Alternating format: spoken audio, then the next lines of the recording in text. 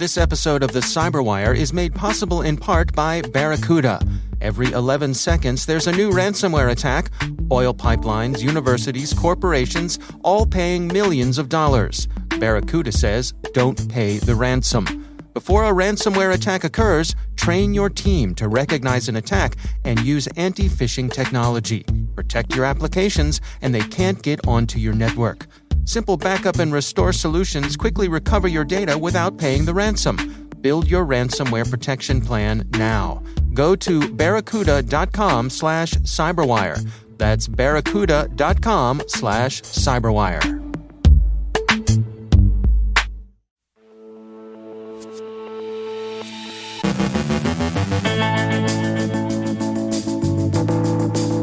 Log4Shell as an instance of a more general software supply chain issue. An APT apparently mistakenly infects itself with its own rat. A new backdoor SysJoker is in use in the wild. A warning on commercial surveillance software. A leak investigation continues in Denmark. Joe Carrigan explains bogus QR codes. Our guest is Casey Allen of Concentric on cyber vulnerabilities in automobiles. And Europol is told it has a year to clear its databases of information on people not involved in crime.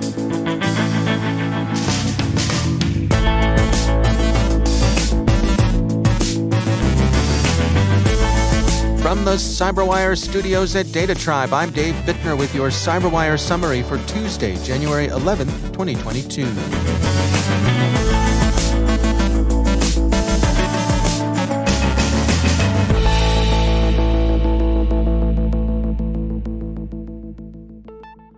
The Log4j vulnerabilities represent an international challenge. Open-source software supply chains run freely across national borders.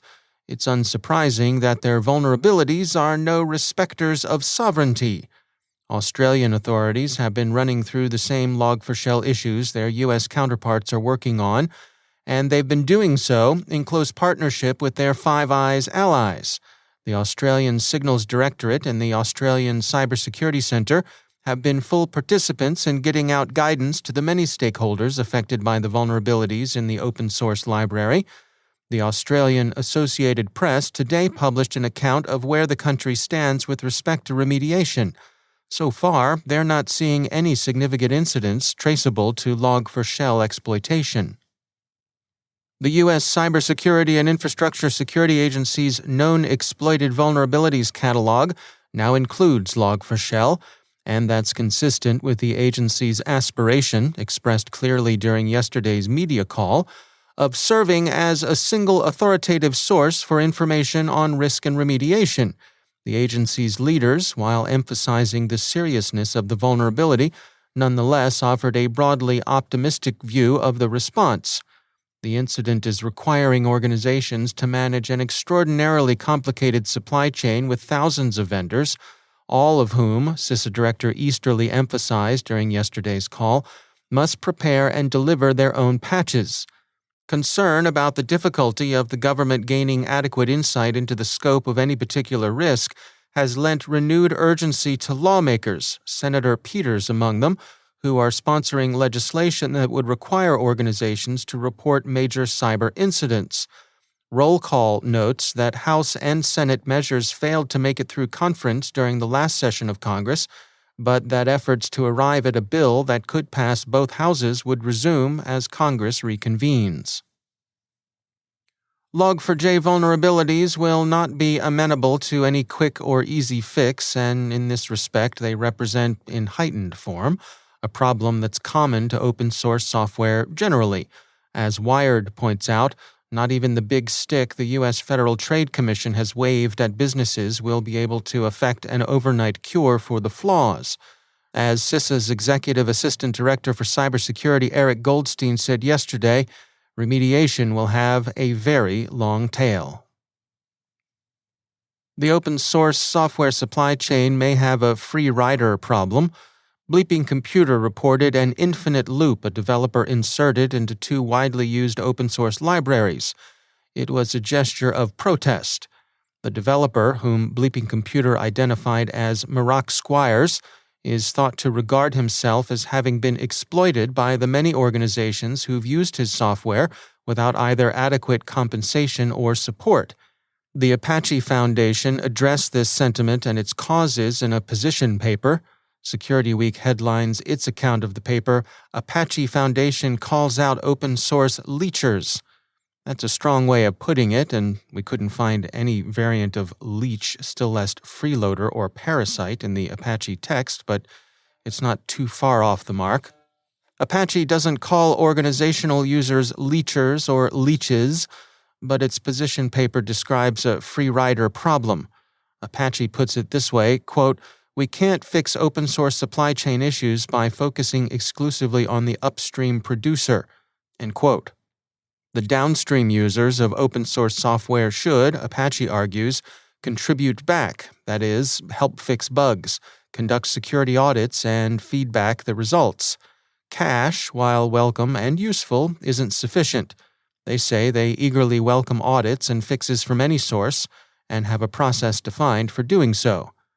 This is not to say that the Apache Software Foundation endorses developers sabotaging their own code. Far from it. Their concern is with the security and safety of the open source products themselves.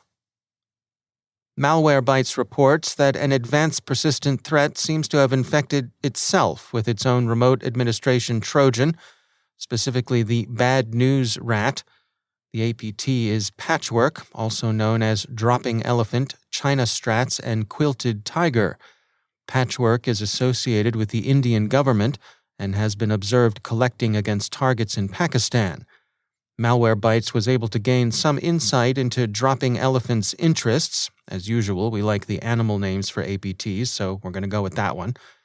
The agencies the threat actor prospected include Pakistan's Ministry of Defense, the National Defense University of Islamabad, the Faculty of Bioscience, UVAS University in Lahore, Pakistan, the International Center for Chemical and Biological Sciences, the HEG Research Institute of Chemistry, International Center for Chemical and Biological Sciences, University of Karachi, and SHU University with a particular interest in molecular medicine.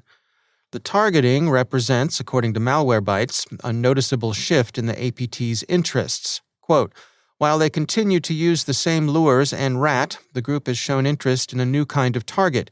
Indeed, this is the first time we have observed patchwork targeting molecular medicine and biological science researchers." End quote. Intezer today described a new backdoor, SysJoker, whose Windows, Mac, and Linux versions are out in the wild. SysJoker misrepresents itself as a system update, and Intezer thinks the purpose-written malware is the work of an advanced actor. The U.S. National Counterintelligence and Security Center, the NCSC, has issued an advisory on commercial surveillance products. Those are unnamed, but they clearly include such tools as NSO Group's Pegasus. Quote, "Journalists, dissidents, and other persons around the world have been targeted and tracked using these tools, which allow malign actors to infect mobile and internet-connected devices with malware over both Wi-Fi and cellular data connections." End quote. The advisory includes recommendations for digital hygiene that might make it less likely that a device be compromised. They'll be familiar to most of you, but they're worth a quick review. Regularly update device operating systems and mobile applications. Be suspicious of content from unfamiliar senders, especially those which contain links or attachments. Don't click on suspicious links or suspicious emails and attachments.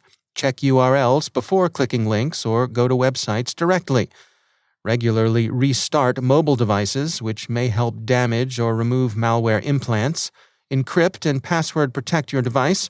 Maintain physical control of your device when possible. Use trusted virtual private networks.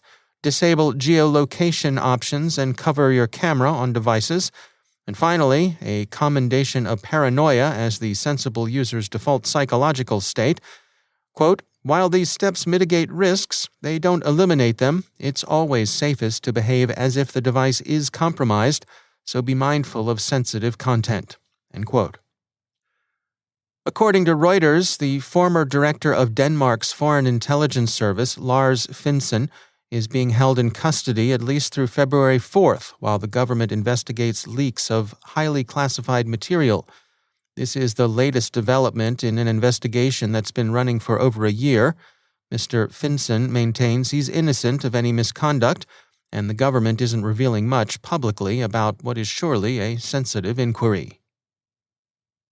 And finally, the European Data Protection Supervisor has ordered Europol to delete data concerning individuals with no established link to criminal activity.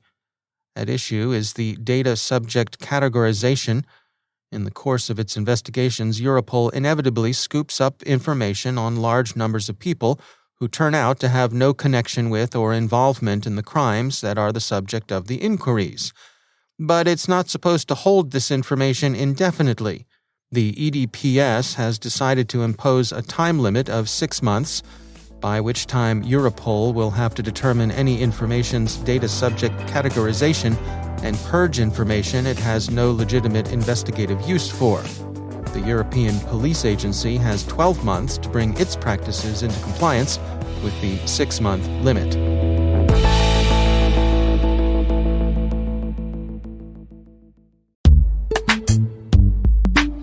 And now, a word from our sponsors, KnowBe4. So, what's a con game? It's a fraud that works by getting the victim to misplace their confidence in the con artist.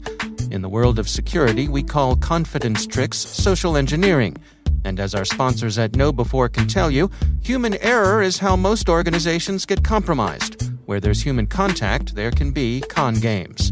It's important to build the kind of security culture in which your employees are enabled to make smart security decisions. To do that, they need new school security awareness training. See how your security culture stacks up against KnowBe4's free phishing test. Get it at knowbe4.com/phishing test. That's knowbe4.com/phishing test. And we thank KnowBe4 for sponsoring our show.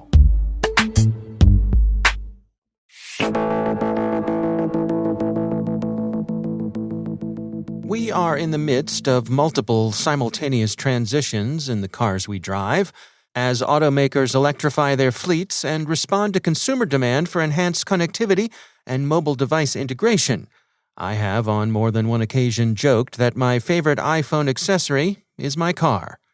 Casey Allen heads up the information technology team at cybersecurity and digital privacy firm Concentric, and he reminds us that all that advanced automotive connectivity and functionality comes with a price. I think by 2025, it's estimated about 86% of vehicles on the road are going to have some kind of connectivity.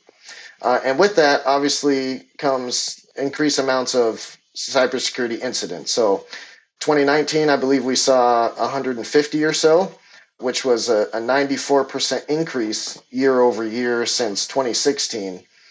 They have their own categories of CVEs, 33 of which were reported last year compared to 24 in 2019. So the trend is continuing to go up. We see stories from time to time that are kind of illustrating the nightmare scenarios. Someone taking control of your car and driving it off the road or something very, dramatic like that. But what are the actual things that are at risk here? Is this mostly about cars being stolen? What sort of things should people be aware of? So I think the number one impact of these attacks is usually some kind of data privacy breach. So if we think about someone who leases a Tesla for a number of years and then returns that car to whoever owns it, they're probably not thinking about wiping all of their personal information that's stored on the onboard computer system that can have the contact info from their cell phone book, their calendars, onboard recordings from them driving their car, waypoints that they go to frequently. So all that kind of information is stored on the vehicles. And even if you rent one for just a couple of days, if you connect your phone to take advantage of all the great technology in a Tesla, if you're not wiping that off when you leave, it's possible that somebody could download that and use it in all kinds of nefarious ways. In terms of theft, the biggest avenue of attack there is definitely the wireless key fobs people use to lock and unlock their cars.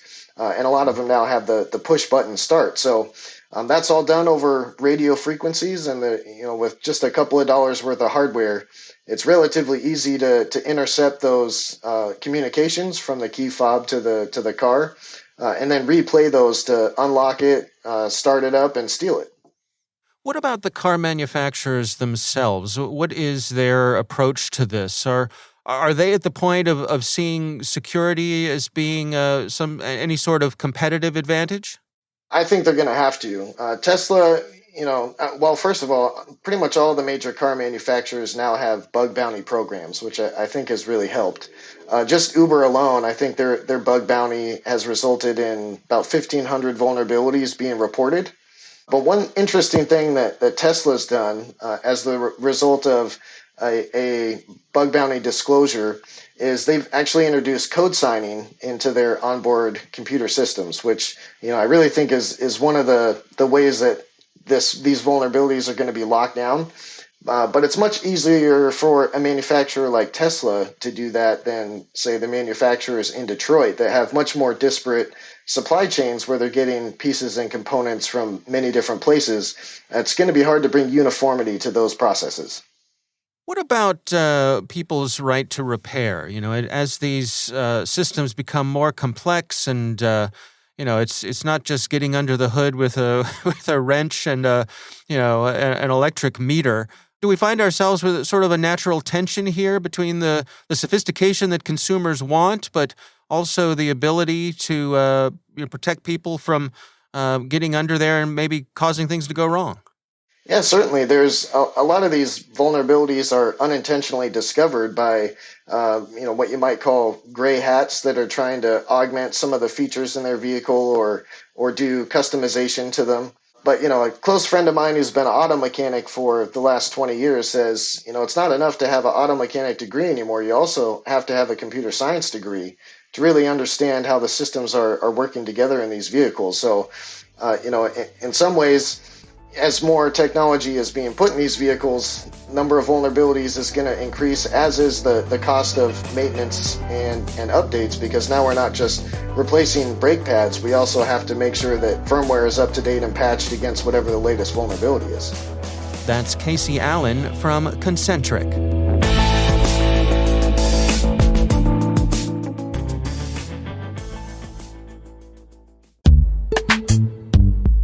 And now, a word from our sponsor, Axonius.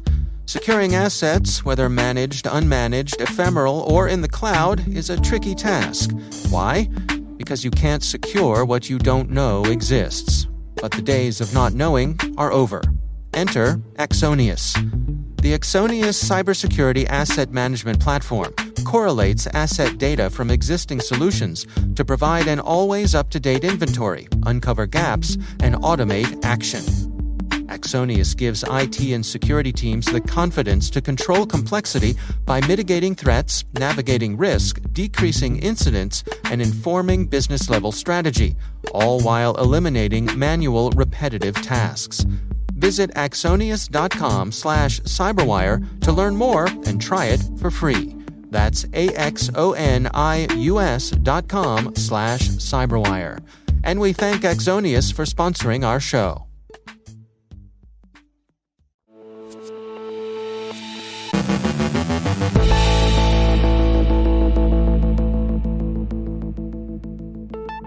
And joining me once again is Joe Carrigan. He's from the Johns Hopkins University Information Security Institute and also my co-host over on the Hacking Humans podcast. Joe, it's great to have you back. Hi, Dave. We track a lot of scams over on Hacking Humans, and there's an interesting one that came up here that we touched on. This has to do with some QR codes. What's going on here, Joe? Well, Dave, one of the easiest things to do in this job is to make a prediction and wait for it to come true. And I've been saying for a very long time that QR codes are going to be a vector for attack against regular people, because as soon as I started seeing these things, I'm like, that is just essentially an encoded URL, and it could go anywhere, and there's no human readable part of that. And even if there were a human readable part of it, there's no guarantee that what's in the human readable text is what's in the barcode, which is essentially what a QR code is. It's a multiplex barcode. I know that from my printer sales days, Dave. Okay. That's how I learned about multiplex barcodes. I was fascinated by them. And they can contain a lot of information. And they can contain, this is important, any information. So what's happening in Texas, Austin Police is talking about this on Twitter. We had a story on Hacking Humans about Houston Police. It's going around Texas, and it will be coming around to just about every major city center that has parking kiosks. So these parking kiosks, we have them in Baltimore. We have them. I haven't been driven in DC in years, but I've seen them in other cities. You park at a place. There's no more meter anymore because few people carry cash anymore. And if they do, then they can use that at the kiosk. But you walk up to a kiosk and you interact with this kiosk some way. And then you get a little ticket and you put that ticket in your window. And that's how you pay for parking now. Well, what someone has done, or someone is doing right now, is on the part of the kiosk, they have a printed ad for their app, which is one of the ways you can pay for parking. Within the frame of that ad, there is a QR code. Someone has just stuck a QR code on there, and that QR code is malicious and just scams people out of money. That's how it works. It's the perfect crime, Dave. So it takes them to a scam site that makes them think they're signing up to pay for their parking, but in fact, these folks are stealing their credentials, their money, and so on. Right, and the credit card information as well. Right. Okay. How do you protect yourself against this? In Houston, the police are saying they're saying don't scan the barcode. We don't use a QR code to pay for things. We use 4 ways of paying. You can pay with bills, you can pay with coins, you can pay with a credit card, you can pay with our app, which you have to get from the App Store. So be sure that you only use one of those forms of payment. The other thing you can do is there is a number of these things out there. I know Trend Micro has one that's free. You can just go out to the App Store and get the QR code scanner that verifies or validates the QR code as either safe, malicious, or unknown. Use that as well whenever you scan a QR code. Don't just open up your camera app. Go out and get a QR code verifier like the one from Trend Micro. If there are other ones out there that are also free and listeners know about it, I would love to hear about it. I'm only recommending the Trend Micro one because it's the only one I know about. Yeah. So you can sort of pre-detonate those QR codes without having to actually visit the site. Yeah. Right. And if Trend Micro thinks it's safe, it just takes you right to the site. If it thinks it's malicious or it doesn't know, it asks you for input. So it's actually a well-designed app. I like the Trend Micro one. Yeah, that's good. Yeah, I think about this when I go and buy gasoline because I like to use the gas station's app because it lets me avoid using the credit card at the pump, which is, as we know, is a place where there are quite often credit card skimmers. Right. So by avoiding using that, I feel like there's more of a sense of security there. But also, on the gas pump, typically there's a QR code for signing up for the app or signing up for loyalty points. And every time I see that, I think about how easy it would be for someone else to come along with their own sticker and just slap it on there and take advantage of people. Yeah, absolutely. It would be trivial to do that. I mean, you can print QR codes. There are QR code programs out there. They're free. I haven't even verified this, but I'm comfortable saying it, Dave. There are free things out there that will generate QR codes for you. No problem. Yeah, absolutely. For sure. All right. Well, be vigilant out there, folks. Yes. It's something to keep an eye out on. Joe Carrigan, thanks for joining us.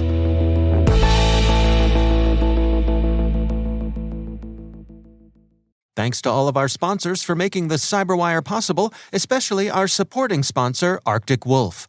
End cyber risk for your organization with the Arctic Wolf Security Operations Cloud and Concierge Security Model. Learn more at arcticwolf.com/cyberwire.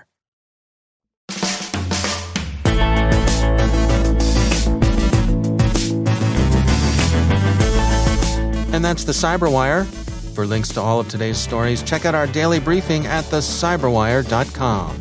The CyberWire podcast is proudly produced in Maryland out of the startup studios of Data Tribe, where they're co-building the next generation of cybersecurity teams and technologies. Our amazing CyberWire team is Elliot Peltzman, Trey Hester, Brandon Karp, Eliana White, Haru Prakash, Justin Sabi, Tim Nodar, Joe Carrigan, Carol Terrio, Ben Yellen, Nick Bilecki, Gina Johnson, Bennett Moe, Chris Russell, John Petrick, Jennifer Iben, Rick Howard, Peter Kilpie, and I'm Dave Bittner. Thanks for listening. We'll see you back here tomorrow.